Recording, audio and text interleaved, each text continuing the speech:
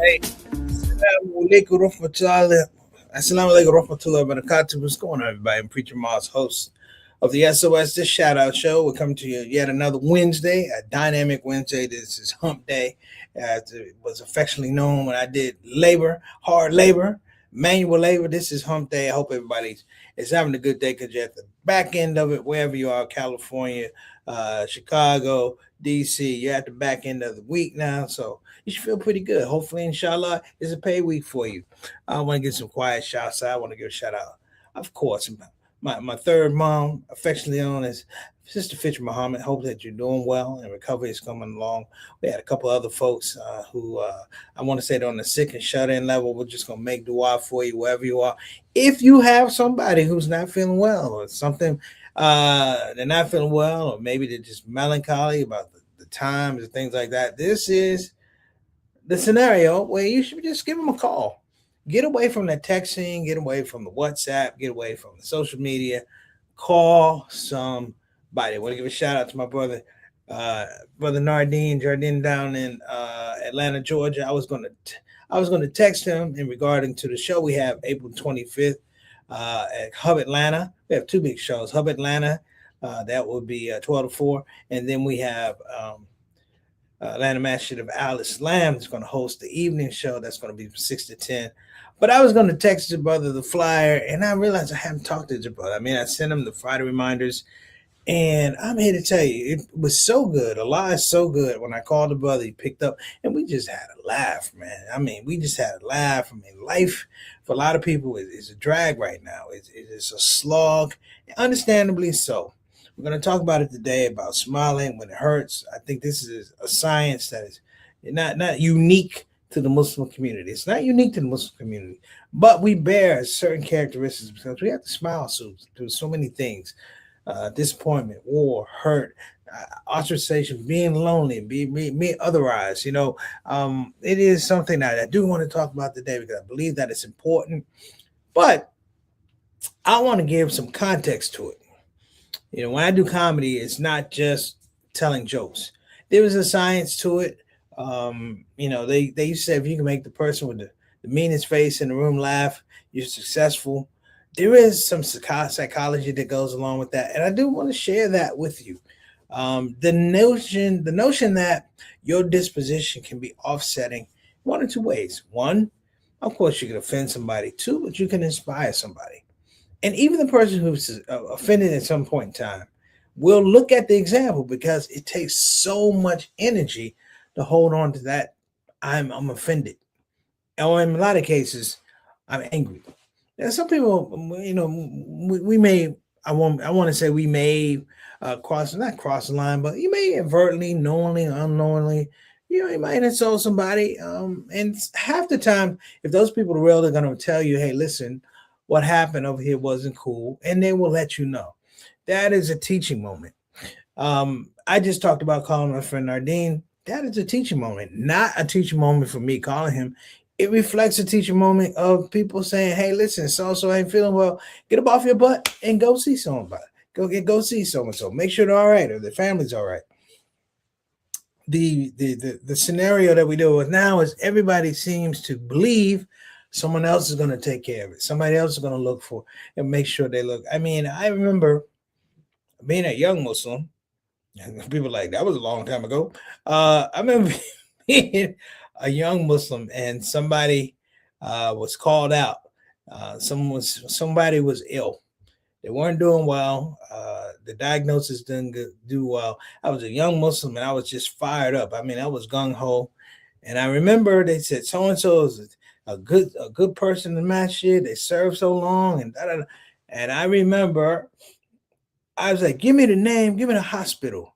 And I left Masjid Muhammad. I went to Howard University Hospital, asked for the person's name, and I walked in and they were asleep. And I sat there and they woke up and they were like, "Who the hell are you?" And I was like, "My name is Preacher Mars. I'm a Muslim. I go to Masjid Muhammad. They told me you were sick." And he was like, "I don't know you." I said, "I know," but then he said, "Get out." He said, "Get out." But he said, "Come on back." I was joking. All right. So he did get me. He did get me. It wasn't April Fool's, but he got me. He said, man, get out. Before I called police and I left. I want to charge. But I came back and he asked, did you come? I said, yeah. I said, everybody prayed for you and things like that. And he said, so why'd you come? I was like, I don't know. I was inspired. I said, I heard all the things that you did for that masjid.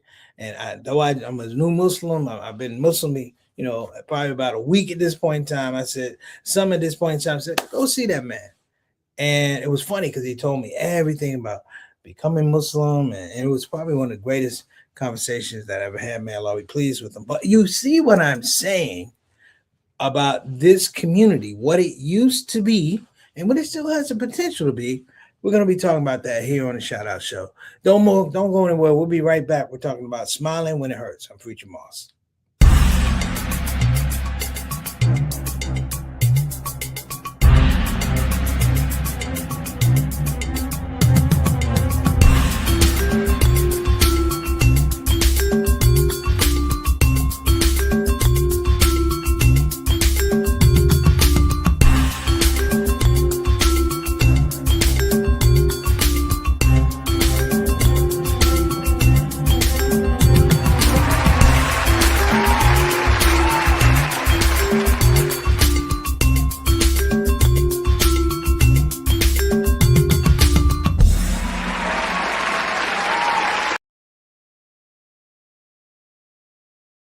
I want to come to the halal comedy show. Why can't I come? Muslim ban. Who's laughing now?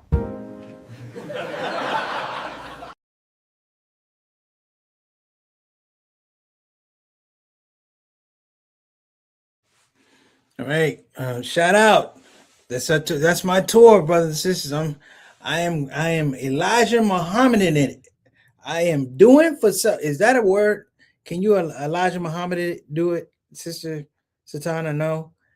And so, okay, let's just say I'm doing for self. Somebody asked me why am I doing this tour? It's not only just a tour. We have a Launch Good campaign that's going to be going live in a couple of days.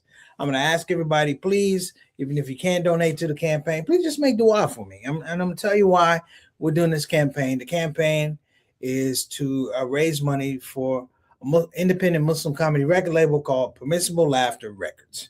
Now, people go, preach, what is it? It's not just a comedy record label. This is a strategy. This is in the wake of everything that we're seeing, in the lack of strategy, the emotional response, and not a strategic response.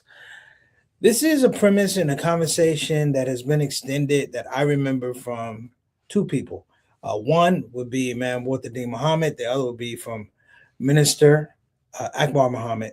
Around the time we did Allah Made Me Funny. And it spoke to the fact that at some point in time, our community had a foothold, had a massive footprint on the idea of culture in America. That the Muslim, if you will, well, let me back up. Not just the Muslim, but the African American had the pretense, if you will, that they can change their condition.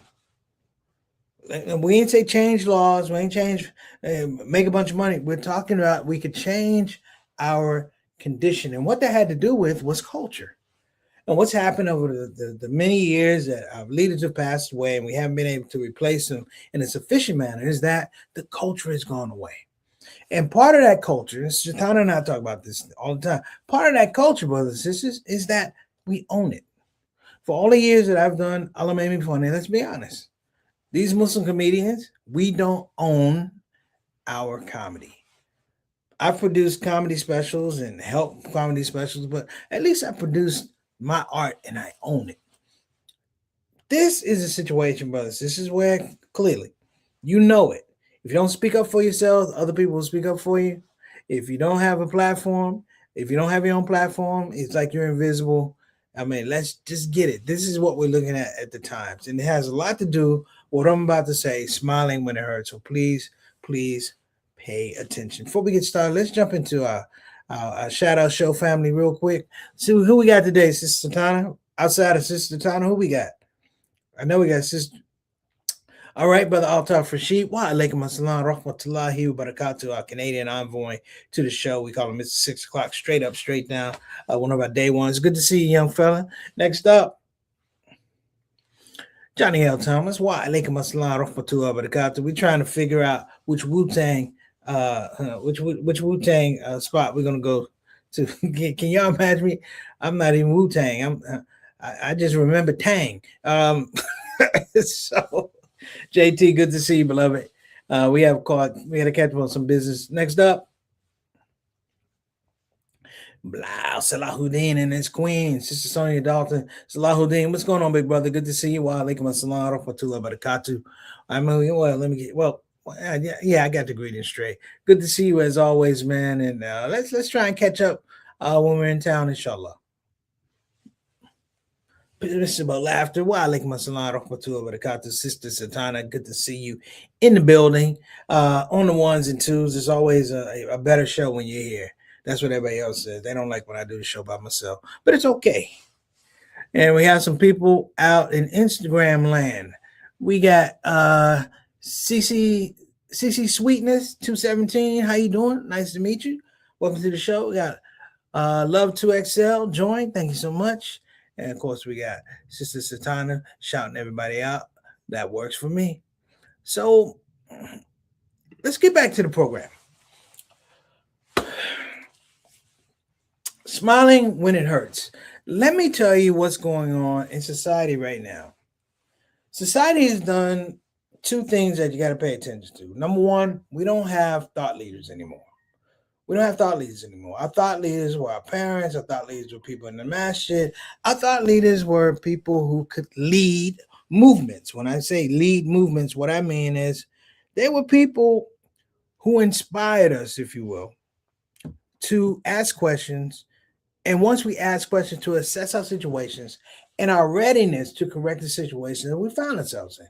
This was a blueprint for the nation. This was a blueprint for the Muhammad community, religious communities that was solid and created, hear me now, and created pathways for our own evolution and the ability to evolve. This is what they did.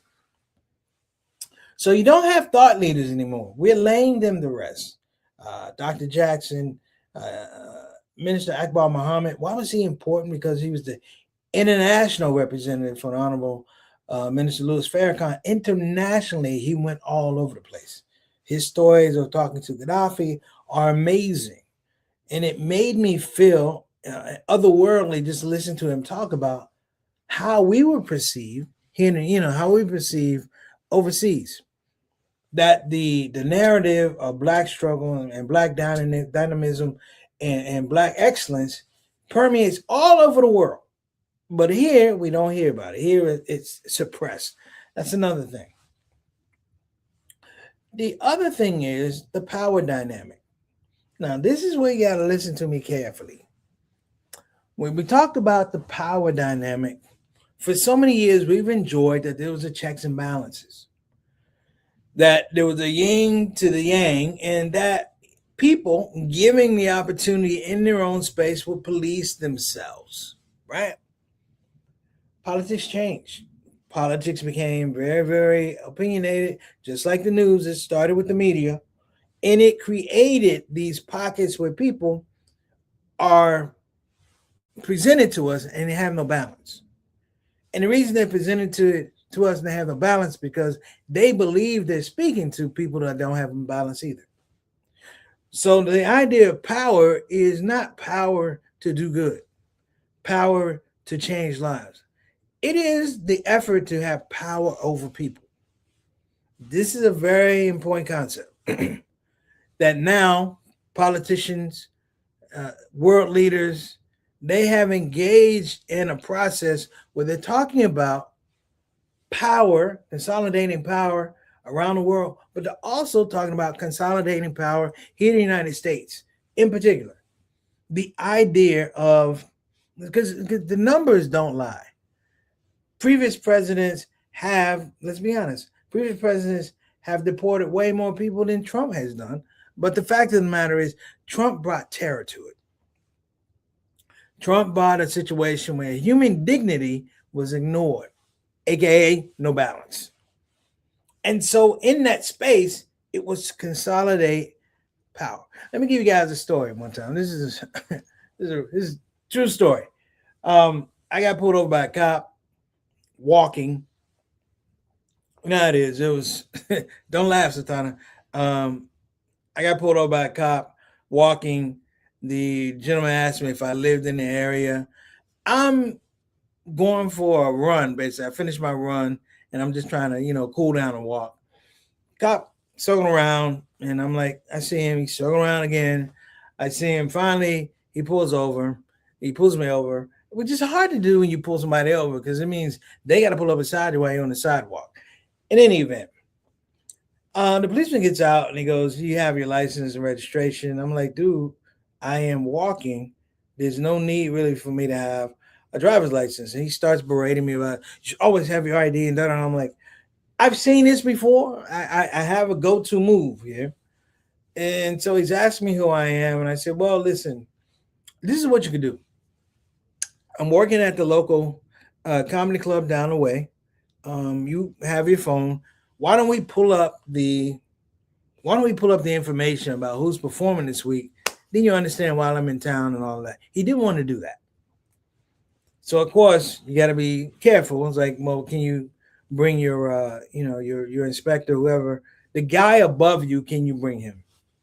So about the guy above him, and I stopped talking to him. And this happens sometimes because you look at people, it's a power dynamic. This guy has no power. Let me talk to this guy. It's like tears. And I'm like, "Listen, your friend, Officer Timothy over here, is pulled me over when I was walking. He's talking about you don't have an ID, so he can't let me go," which is ridiculous. And I'm like, this conversation could escalate where they will find a reason to take me to jail. Answer the right question. If you don't answer the question correctly, you're lying, resisting, da da da. I mean, there's so many laws that are bound. It can happen to any of us. Here is the kicker. His, I guess, sergeant, whoever it was, starts getting on him like, "Why would you pull a guy over who just finished running? He told you where he was. Why is this going on?" I'm sitting here minding my business. But I hear, I hear. Was I eavesdropping, Satana? Was I eavesdropping? Just a little bit. Just a little bit. I leaned in, because I want to, because I'm a good citizen. The guy, his commanding officer tells him, "You got to cut him loose." But he's saying, "You wasted my time. You wasted his time." So his commanding officer gets in the car, takes off. I'm like, "Listen, I got to go. I'm going to roll out." And I'm walking away. And I have to go this way to get back to the hotel. Walking, go this way. The guy sees me and he yells because I have a smile on my face. And this is about power. He yells at me. He goes, "What are you smiling about?" Right? He goes, "What are you smiling about?" He said, "Are you smiling about this situation? Do you find it funny?" And I said, "No, it's not funny. I'm not smiling about what's funny." He goes, "So what's so funny?" He said, "There's nothing funny." He said, "Why are you smiling?" And I said, "Because I'm grateful." I said, "I'm grateful." And check this out. You have nothing to do with it. Now, if this guy could have pulled his pistol on some stand your ground stuff, he would have shot me in the crosswalk.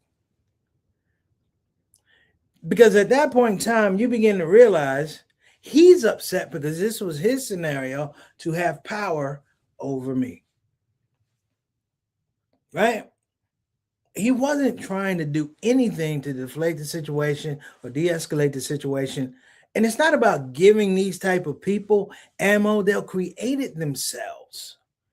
The sad part about it, when we talk about smiling when it hurts, I'll be honest with you guys, for quite a number of years, really going like 4 years, I had a really, really difficult time with the passing of my dad. And the reason I had a difficult time with the passing of my dad, I said, because I live in a space where I only have selected listening for people. Many of you are in the same space. We only listen to people who are in our circle, if you will, um, a very trusted circle. Now, we're not excluding folks like other people can't come and earn a space, earn their way into this space. But, when a parent goes, it's different. I'm telling you, when a parent goes, a mom goes, or a dad goes, it's different because that's the person who's seen you your whole life. And that person is no longer there to tell you at the most crucial times that, hey, you may be hurting, but smile, it's going to be okay. But you don't hear that. It is committed to collective memory. All the times you laughed, all the times you joked, all the times you were a little upset, all the times you had to be talked off the ledge off some goofy stuff. That was the person that did it. Our focus now, brothers and sisters, if you will, if you allow me, our focus now is that we have to find ourselves in this morass that we call life or the United States, however you want it, because there's a proliferation of people who are aesthetically trying to crush your joy. The reason I smile is because I have joy. And why is joy important? Joy involves vulnerability, but at the same time, it involves courage. You have to, like, I get upset when they put stuff on TV about Palestine and in Africa, not because the suffering isn't there. The suffering is there. I get upset because they move away from the resilience that these people under these conditions, you cannot take their joy. They've learned and mastered this idea of smiling when it hurts. Possibly with the idea or the other possibility of the idea that the hurt could be worse. That the hurt may not hurt as long. That the hurt could be other places instead of where it is with you or with them. And we got away from it. We're probably one of the most hypersensitive communities in the history of mankind. Everybody is hurt. This is not to make fun of people with legitimate, and even light feelings of hurt, disappointment, depression. Not talking about that. I'm talking about the people who create the condition to make sure you stay that way. There's nothing worse than hanging out with people that are so afraid of failure that they don't try at all. They're so paralyzed that it won't work out that they stop thinking about other possibilities that could come from a situation. Modern politics right now is what we deal with. We deal with folks who are, what's the word? Catatonic in the context of how they would serve their constituency, and they're catatonic for the life of their term. That a Donald Trump is a president, does it surprise me? No. You know why? Because we sat around and watched the rest of the world do the exact same thing that he's doing now. Under the auspices of the American government, under the auspices of Israel and foreign governments who played with the emotions of Africa, the emotions of South America and Central America, the possibilities. They playing with Cuba right now. They play with these folks, not understanding that balance or that lack of balance comes from here, and at some point in time, it can spill out here. It's like having a bucket of some really stinky stuff. A bucket of some really stinky stuff. Now, that bucket has been down the road for a lot of years, and we complain about that bucket, and da-da-da. Then one day, we realize that smell is not just that bucket. There's a bucket in our house. And when we go to move the bucket, we're clumsy. We go to move the bucket, we're reckless. You know why? Because we have no idea how to handle it when it becomes our turn to do so. And so we foul up our interior. We foul up our own homes. We foul up our own politics. We foul up our own religious identity. We foul.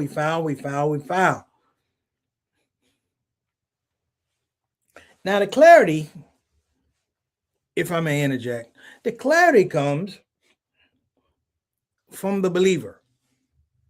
I'm going to take the guardrails off of this.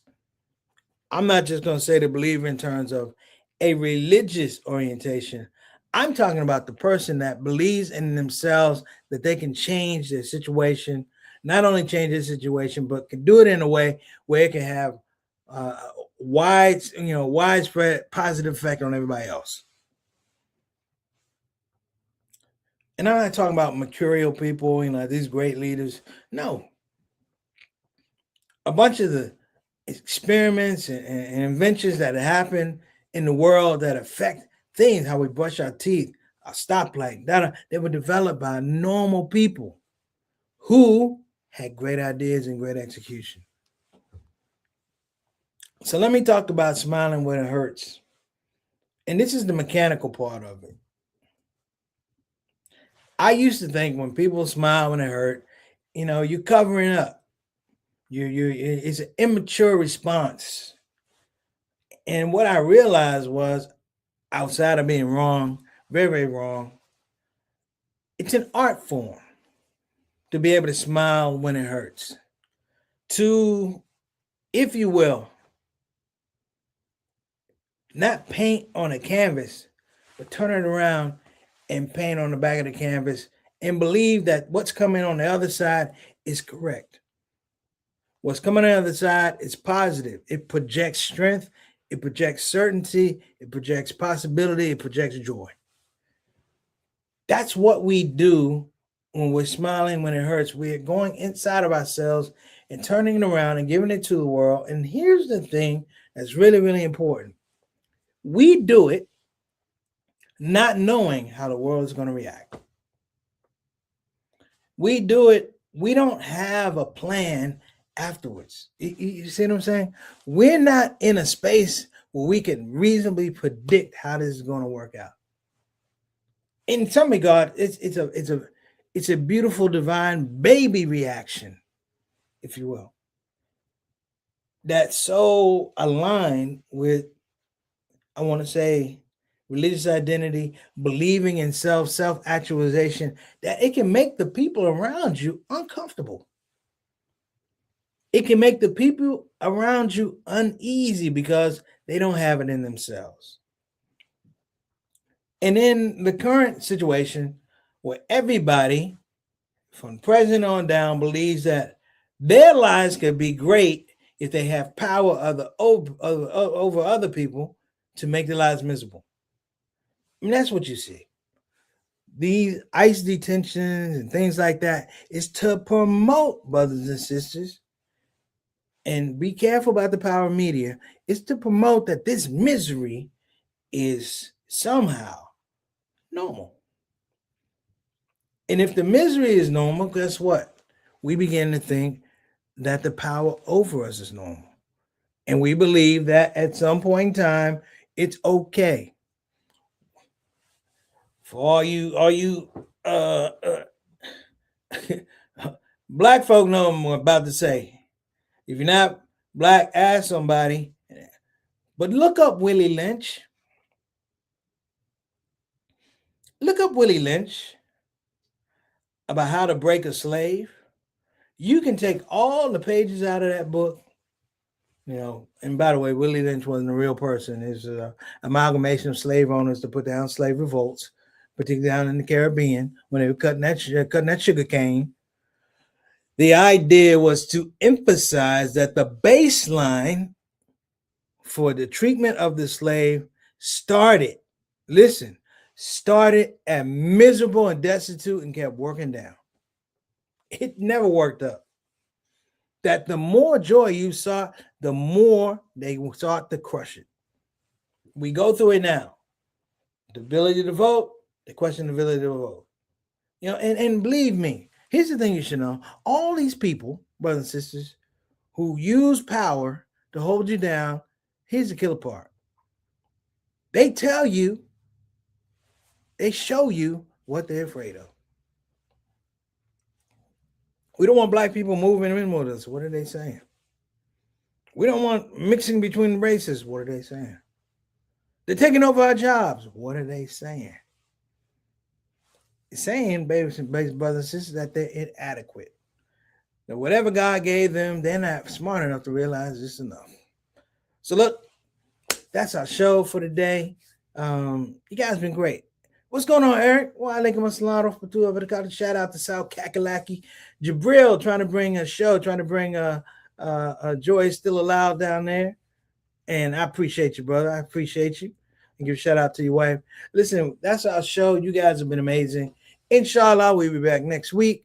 I want to give a shout out. I'm going to be giving a keynote speech at the ISNA Education Forum. Thank y'all for having me in advance. And I will be at Austin Eid Fest. I'll be there on Saturday doing some jokes. Y'all been wonderful. Assalamu alaikum warahmatullahi wabarakatuh. See you next week. I want to come to the Halal Comedy Show. Why can't I come? Muslim ban. Who's laughing now?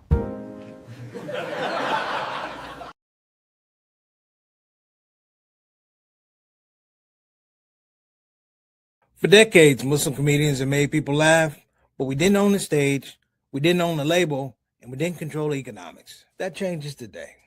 We're launching Permissible Laughter Records, the first independent Muslim-owned comedy record label. Your support funds the release of the Confessions of a Muslim Comedian comedy album and launches the Joy is Still Allowed comedy tour. Joy is still allowed, but ownership is required.